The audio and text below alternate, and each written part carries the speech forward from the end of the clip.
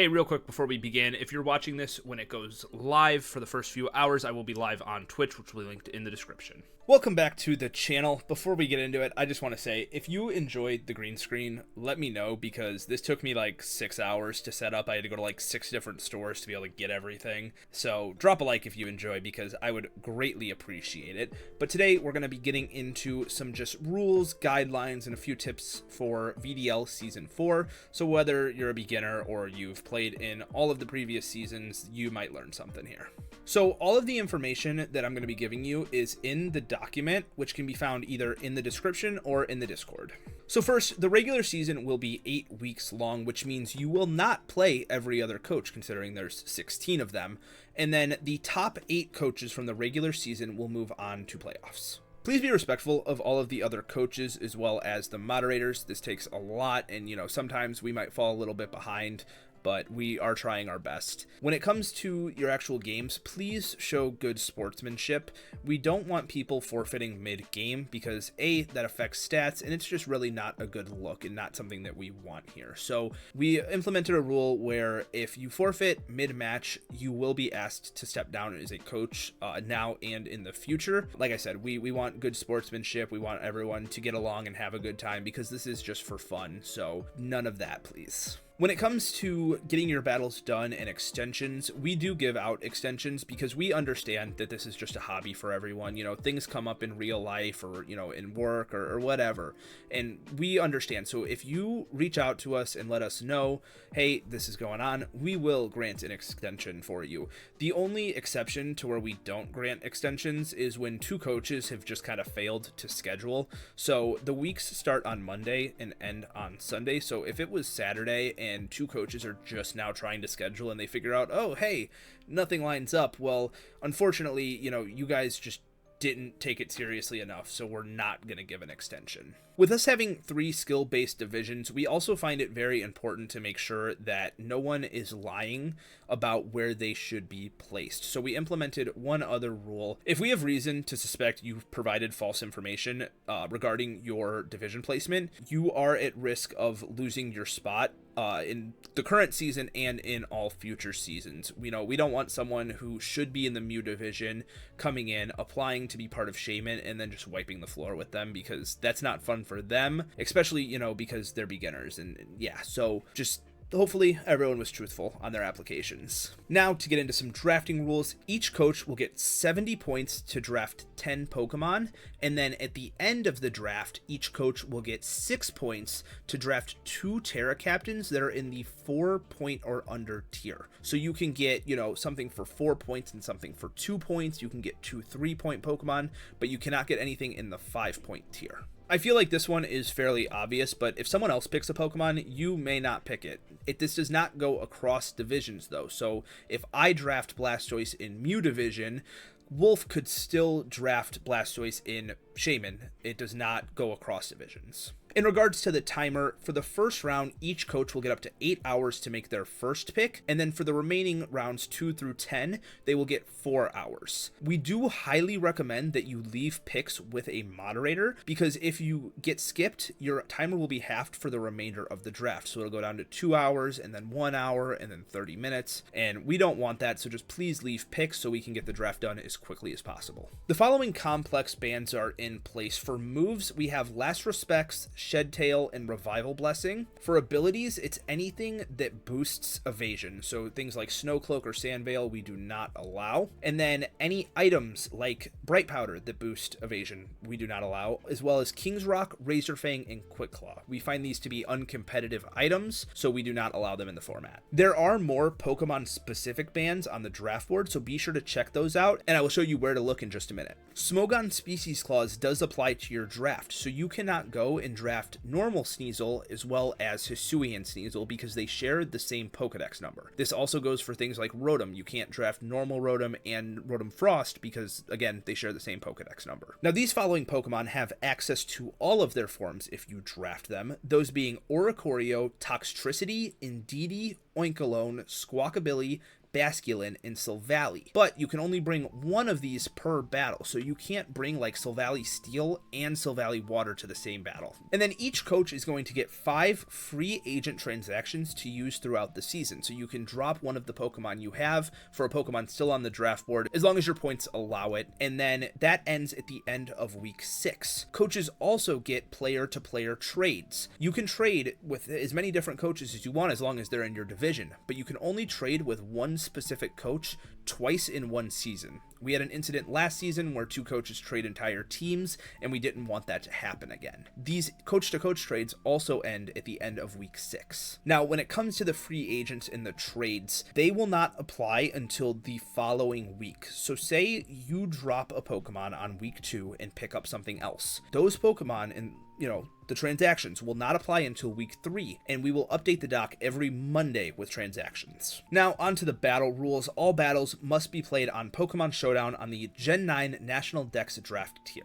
Scarlet and Violet cartridge win conditions are in place. So for example, if just you and your opponent only have one Pokemon left and you click Explosion and knock out their last Pokemon, how it works is Explosion actually kills the user first. So your Pokemon would faint first, resulting in your opponent winning. I hope that makes sense. If it doesn't, just DM me and I will try to clarify it a little bit better for you. All battles are a best of 1, and all teams must have 6 Pokemon at level 100. Since we're playing low tier, we were worried about things like Rattata or Aaron getting drafted and using those like level 1 strategies, so that's why we have the level 100 rule in place. I'm going to go over a few of the clauses that I haven't previously mentioned. Sleep clause, we are using the old form of sleep clause, so you can only have a maximum of 1 of your opponent's Pokemon put to sleep at any time. This does not include the move Rest. Oko clause, which just means all Oko moves are banned, and then Moody clause, the ability Moody is banned. And then the last important one is Baton Pass clause. You can use what we consider a dry Baton Pass, which is no stat boosts, no substitute, no Ingrain or Aqua Ring, nothing like that. Just use switching as if you used, like a hard switch or a momentum move like U-turn or Volt Switch. Any items that are unreleased in Scarlet and Violet, whether that be all of the gems besides normal gem or Z moves,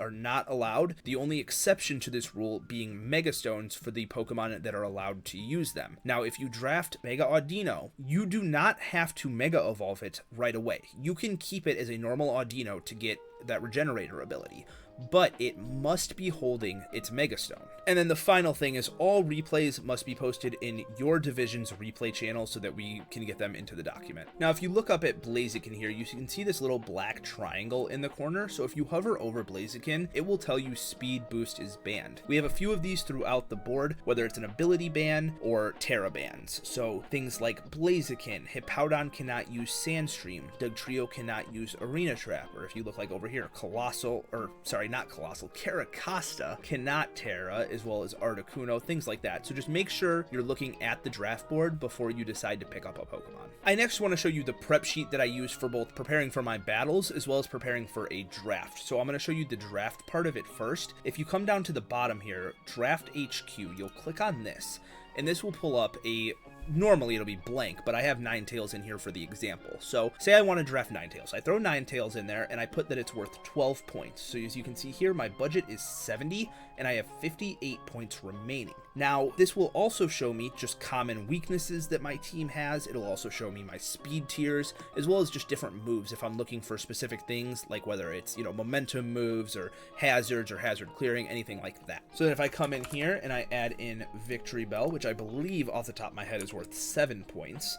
As you can see here, I have a pretty big weakness to, these typings. And I say big because there's only 2 Pokemon. Well, once you have a full team, that'll be more, filled out and things like that. And most importantly is like the speed tiers. You want to make sure that you have enough gaps between your speed tiers, but not too much of a gap, if that makes sense. So for example, if I had a team with a Pokemon that was base 110, base 107, base 102, and base 98. Those are all very clumped together, and that would allow my opponents to be able to run Adamant or Modest Natures on some of their faster threats because, I don't have to worry about his fastest Pokemon outspeeding me.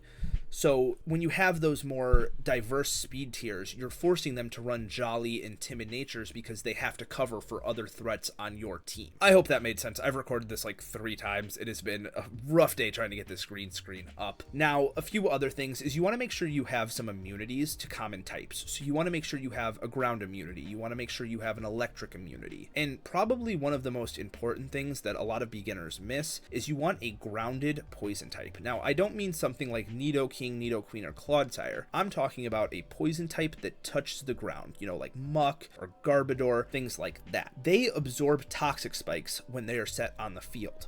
Now, if you were to send out something like Crobat when toxic spikes are on the field, Crobat would not absorb them because it's a flying type. So that goes, you know, also for the ability Levitate. So if you were to go pre-Gen 7 Gengar, since it had the Levitate ability, it could not absorb toxic spikes. Now, onto the teams. This is where you can put in your and your opponent's team. So if I scroll down here, you can see there are 10 different team slots for you to use, so you have plenty of room. We're going to be using my team 2, my BBR team, as the example here. So I have the format set to Scarlet and Violet. You can set it to Paldea if you're playing Paldea decks, but I've noticed there are just some minor issues with it. Like, as you can see, my Urshifu just disappeared, even though it is in Paldea, and this will also go for some of your moves as well. So like if I scroll down here, in Paldea it doesn't show that Landorus gets defog, which is great because it doesn't.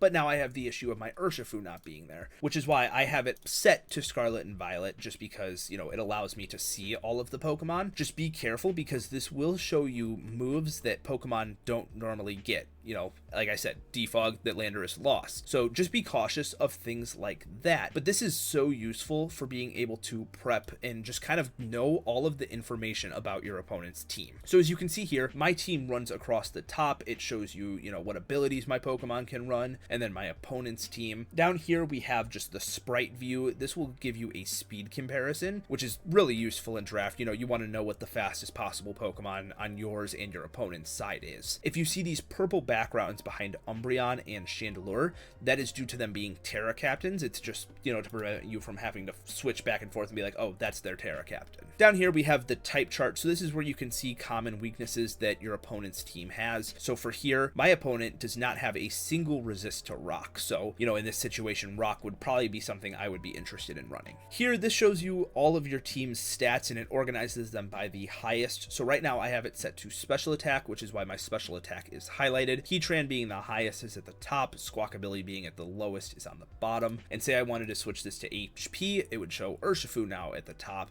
And this can be good for also just getting to know what your opponent's Pokemon stats are looking like. And finally, this is where all the moves are. Like I said previously, you do have to be a little bit of cautious with this, you know, maybe just check Showdown in the correct format to be sure. Since we are playing Nat decks here in Season 4, you won't have to worry about this. If you have it set to Scarlet and Violet, it'll have everything on there. But it gives you everything from hazards, hazard clearing, you know, healing and cleric moves, momentum, priority. It gives you everything, status moves, support, and you know, even if you come down here to weather, it'll even show you chlorophyll, swift swim. So there's so much information on this document that can be super useful to a lot of people. So as I said, I will have this in the description as well as in the document, so if you want to make a copy of this for yourself, feel free to. But that is about all I have. I wish everyone the best of luck for Season 4. We're going to be start drafting in about 2 days now, and yeah, if you enjoyed, drop a like, subscribe, and I will see you guys all later. Peace.